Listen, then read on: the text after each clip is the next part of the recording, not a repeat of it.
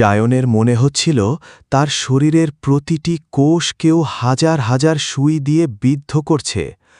Origin core থেকে আসা সবুজ জাদুকরী লতাগুলো তার হাতের শিরা বেয়ে সারা শরীরে ছড়িয়ে পড়ছে। তার চোখের সামনে সিস্টেমের পরিচিত নীল পর্দাটি কাঁপতে কাঁপতে হঠাৎ অন্ধকার হয়ে গেল।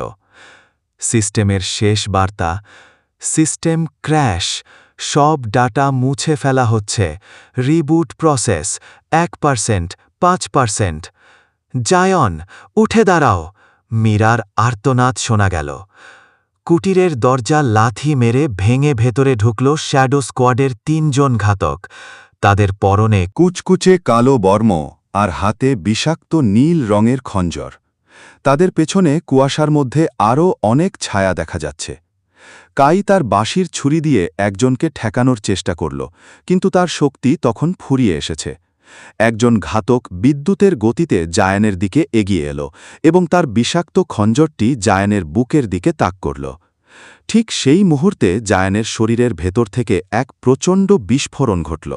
কোনো যান্ত্রিক শব্দ নয়, বরং এক বিশাল সিংহের গর্জনের মতো শব্দ পুরো কুটিরে প্রতিধ্বনিত হল। জায়ানের চোখ যখন খুলল, তখন দেখা গেল তার চোখের মণি এখন পুরোপুরি পান্না সবুজ।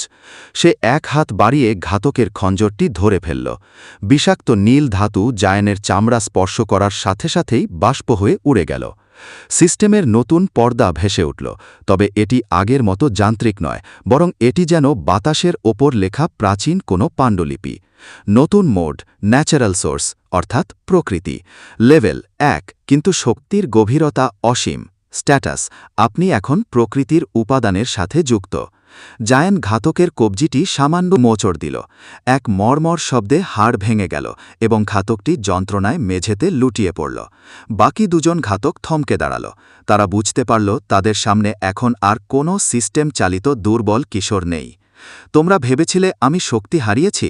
জায়ান শান্ত গলায় বলল। সে হাত তুলতেই কুটিরের মেঝের নিচ থেকে শক্ত গাছের শিকড় বেরিয়ে এলো এবং ঘাতক 2 জনকে আষ্টে পৃষ্ঠে বেঁধে ফেলল। এলড্রিক কোনায় দাঁড়িয়ে হাসছিলেন।